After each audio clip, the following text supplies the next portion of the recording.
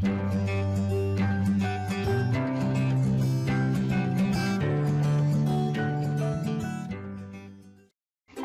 balik lagi dengan saya, Ulfa Horunisa. Di sini saya akan membahas tentang bab 4, yaitu Indonesia zaman Hindu dan Buddha. Nah, sebelum kita masuk ke pembelajaran, kita harus tahu terlebih dahulu mengenai agama Hindu dan Buddha. Nah, pertama ada sejarah dari agama Hindu dan Buddha. Nah, agama Hindu ini merupakan suatu agama yang lahir di daerah peradaban Sungai Indus. Agama Hindu ini lahir sebagai akibat dari akulturasi budaya antara bangsa Dravida dan bangsa Arya. Nah, agama Hindu lahir sekitar 2000 tahun sebelum Masehi. Nah, untuk agama Buddha sendiri merupakan agama yang dibawa oleh Siddhartha Gautama. Nah, dia bersemedi dan mendapatkan pencerahan, dan dari pencerahan tersebut muncullah agama Buddha, yang mana agama Buddha ini lahir pada abad 5 sebelum Masehi, dan mereka mulai menyebarkan agama Hindu dan Buddha hingga sampailah ke Nusantara dan menimbulkan akulturasi kebudayaan di Nusantara. Nah, beberapa teori tentang masuknya agama Hindu dan Buddha di Indonesia. Pertama itu adalah teori Brahmana. Menurut Panler, agama Hindu dibawa ke Indonesia itu oleh orang-orang Brahmana, yaitu orang-orang atau kaum-kaum pemuka agama yang ada di India. Mereka datang ke Indonesia dan menyebarkan agama Hindu di Indonesia. Karena apa? Karena di sini orang Brahmana adalah orang yang mempelajari tentang agama Hindu. Yang kedua adalah teori kesatria. Nah, menurut bos ini, agama Hindu dibawa ke Nusantara itu adalah oleh kaum-kaum kesatria. Nah, mereka datang ke Indonesia dan menaklukkan Indonesia dan mengkoloni Indonesia, dan mereka mulai menyebarkan agama Hindu di Nusantara gitu. Tapi ini tidak ada bukti penaklukan dari bangsa Ksatria ini di Indonesia sebenarnya. Nah, selanjutnya ada teori Vaishya. Nah, menurut Kom, agama Hindu masuk ke Indonesia ini dibawa oleh pedagang-pedagang yang ada di India, atau Vaishya disebutnya gitu. Nah, kemudian mereka mantap di Indonesia karena untuk menunggu kembali ke India itu lama, maka mereka menetap di Indonesia dan menikah dengan penduduk pribumi di Indonesia, dan disinilah mulai penyebaran agama Hindu. Nah, yang keempat yaitu teori arus balik. Menurut Chudes, bangsa Indonesia berkunjung ke India untuk mempelajari agama Hindu dan Buddha. Nah, sekembalinya mereka dari India, mereka menyebarkan agama Hindu dan Buddha di Indonesia. Nah, tapi ada satu lagi tentang teori masuknya Hindu Buddha, yaitu teori Sudra, yang mengatakan bahwa Hindu dan Buddha di Indonesia ini dibawa oleh kaum-kaum Sudra, di mana kaum-kaum Sudra ini atau rakyat-rakyat jelata dari India ini, karena mereka tersisa di sana, maka mereka melakukan pelayaran hingga sampai ke Indonesia dan menyebarkan agama Hindu dan Buddha di Indonesia. Nah, selanjutnya dari adanya agama Hindu dan Buddha ini berpengaruh ke bidang politik di Indonesia gitu. Salah satu pengaruhnya itu muncullah berbagai kerajaan bercorak Hindu Buddha di Indonesia. Yang pertama ada Kerajaan Kutai. Nah, Kerajaan Kutai ini merupakan salah satu kerajaan yang tertua di Indonesia. Kerajaan ini berdiri sekitar abad ke-5 dan berlokasi di Kalimantan Timur. Nah, bukti arkeologis yang menceritakan adanya Kerajaan Kutai ini adalah Prasasti Yupa. Kerajaan ini dibangun oleh Budungga. Selanjutnya ada Kerajaan Tarumanegara. Nah, Kerajaan Tarumanegara merupakan sebuah kerajaan yang berkuasa di wilayah barat Pulau Jawa pada abad ke-4. Kerajaan ini dipimpin oleh 12 orang raja, dan raja yang terkenal dari kerajaan ini adalah Purnawarman. Nah, kekuasaan dari Tarumanegara ini akhirnya berakhir pada abad 7 Masehi dengan beralihnya tahta kepada Tarusbawa. Karena apa? Karena Tarusbawa ini dia itu ingin kembali ke kerajaannya sendiri, yaitu Kerajaan Sunda. Nah, selanjutnya ada Kerajaan Sunda. Nah, Kerajaan Sunda ini didirikan oleh Tarusbawa pada tahun 669 Masehi. Kerajaan Sunda ini merupakan kerajaan yang berdekatan dengan salah satu kerajaan yang ada di tanah Jawa Barat juga, yaitu Kerajaan Galuh, yang didirikan oleh saudara si Tarusbawa tersebut gitu, yaitu Wretikan Danyun. Nah, antara Kerajaan Galuh dan Kerajaan Sunda ini hanya dibatasi dengan Sungai Citarum saja. Nah, untuk Kerajaan Sunda itu berada di sebelah barat, sedangkan untuk Kerajaan Galuh itu berada di sebelah timur Sungai Citarum. Nah, antara Kerajaan Sunda dan Galuh ini, mereka itu sering mengalami perselisihan.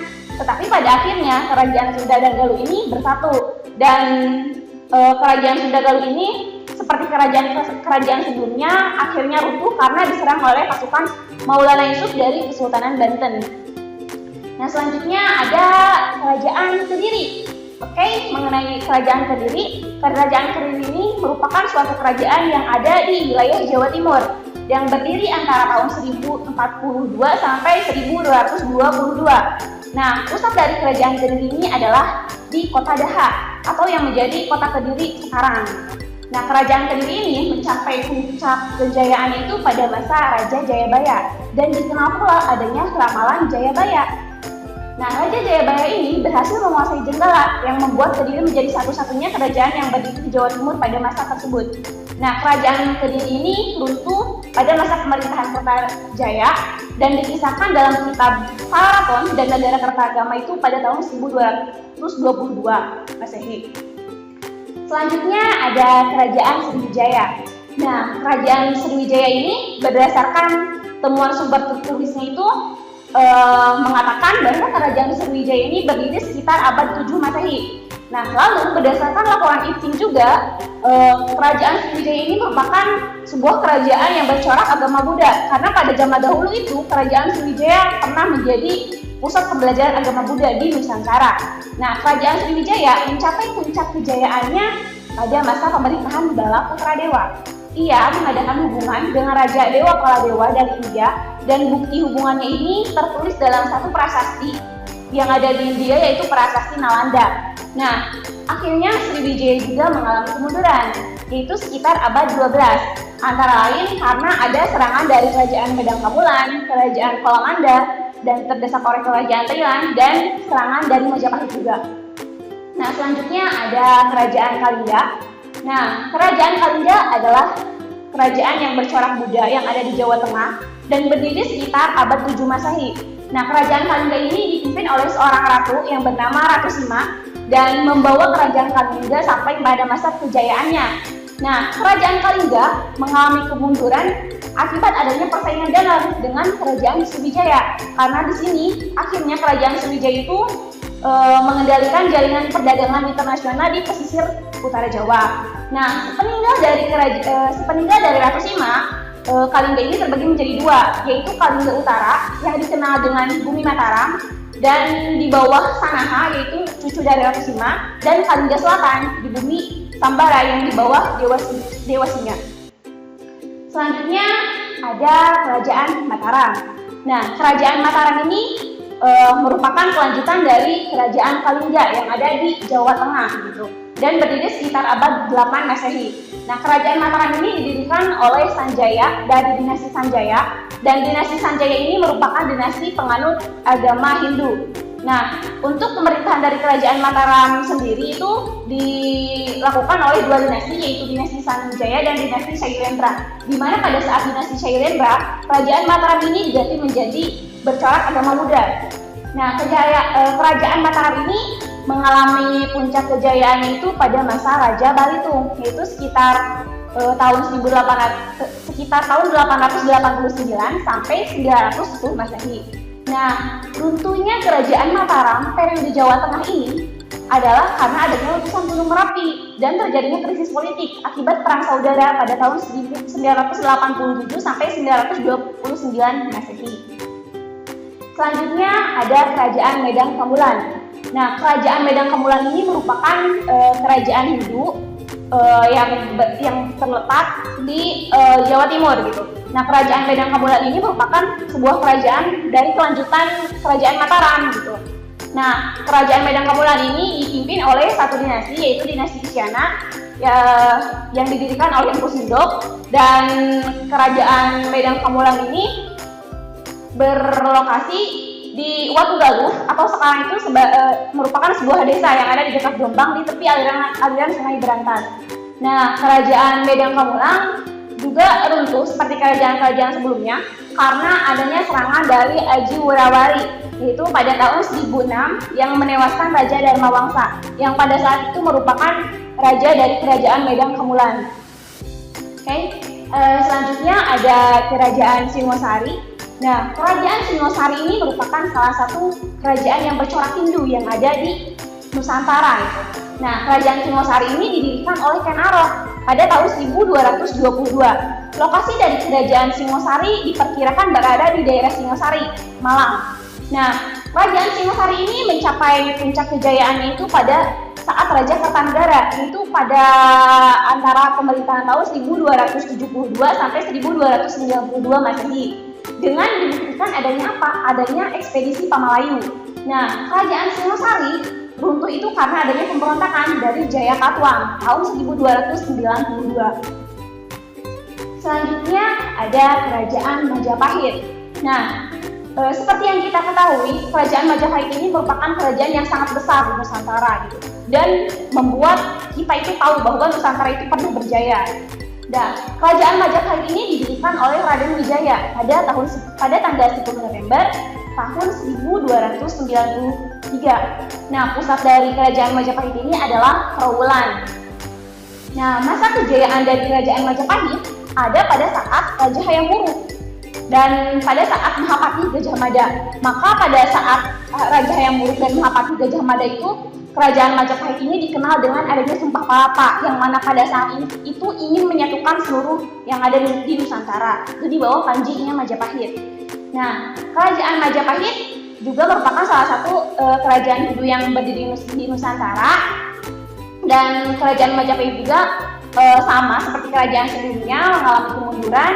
Nah, kemunduran dari Kerajaan Majapahit itu adalah setelah wafatnya Raja Hayam Wuruk, yaitu sekitar tahun 1389. Nah, kemunduran dari Majapahit ini dikarenakan adanya konflik perebutan tahta di dalam kerajaan itu sendiri. Itu dikenal dengan adanya Perang Paregreg, yaitu sekitar tahun 1405 sampai 1406 dan nantinya berkelanjutan sampai runtuhnya Majapahit di tahun 1478. Dan selain itu juga Majapahit runtuh itu juga karena adanya kekuatan lain yang besar di Nusantara yang pada saat itu adanya Kerajaan Demak. Nah, mengenai kerajaan bercorak Hindu-Buddha, itu otomatis mereka itu meninggalkan bukti-bukti dan budaya-budaya untuk kita pada saat ini gitu, sampai untuk masyarakat Indonesia sampai saat ini. Nah, bukti-buktinya itu pertama itu ada bukti bahasa dan tulisan. Nah, bukti bahasa dan tulisan itu kita bisa temukan di dalam beberapa prasasti yang ada di Indonesia. Nah, prasasti yang ada di Indonesia itu menggunakan huruf Palawa dan berbahasa Sanskerta. Hal ini menjadi bukti peninggalan dari adanya corak Hindu-Buddha yang pernah berkembang di Indonesia. Lalu selanjutnya dari peninggalan kerajaan Hindu-Buddha di Indonesia juga meninggalkan selain prasasti itu ada kitab-kitab yang sampai saat ini dikenal oleh bangsa Indonesia. Nah, selanjutnya ada politik dan sistem pemerintahan. Ketika Hindu-Buddha masuk, otomatis itu akan berpengaruh pada bidang politik. Nah, pengaruh dalam bidang politik Hindu-Buddha itu ada pada saat munculnya kerajaan Hindu-Buddha di Nusantara dan memberikan sejarah yang sangat gemilang kepada Indonesia. Nah, selanjutnya ada ekonomi dan sistem mata pencaharian yang pada awalnya di zaman prasejarah penduduk Indonesia itu memang sudah melakukan pelayaran-pelayaran dan sanggup mengarungi lautan lepas.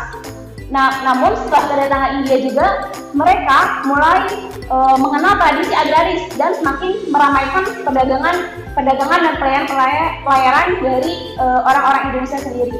Nah, selanjutnya ada pengaruh di bidang agama dan sosial budaya. Nah, di bidang agama seperti yang kita ketahui, sampai saat ini agama Hindu dan Buddha itu masih menjembar di Nusantara. Dan di bidang sosial budaya, kita mengenal adanya kasta. Di dalam Hindu Buddha ini juga adanya kasta di Hindu Buddha juga, yaitu kasta Brahmana, kasta Ksatria, kasta Waisya, kasta Sudra, dan kasta Parya. Dan sampai saat ini kita rasakan dan ada di Indonesia sendiri. Nah, di bidang seni bangunan, seni pahat dan relief candi juga bisa kita temukan. Salah satu contohnya di bidang seni bangunannya itu kita mengetahui adanya pembangunan Borobudur, pembangunan Candi Prambanan, dan yang merupakan bukti peninggalan kerajaan Hindu-Buddha. Lalu untuk seni pahat dan relief juga kita menemukan relief-relief di dalam beberapa candi dan pahatan-pahatan tentang sejarah Indonesia yang terjadi pada masa lampau tersebut. Oke, untuk bab 4 sekian dari saya. Wabillahi taufiq wal hidayah. Wassalamualaikum warahmatullahi wabarakatuh. Kunjungi sosial media lainnya seperti website kami di pkbmalfata.com, Facebook PKB Malfata Mananjaya, Instagram PKB Malfata Official. Dan terima kasih telah klik video ini. Jangan lupa like, comment, share, dan subscribe untuk menunjukkan dukungan kamu terhadap channel ini. Enjoy the video PKBM Alpha.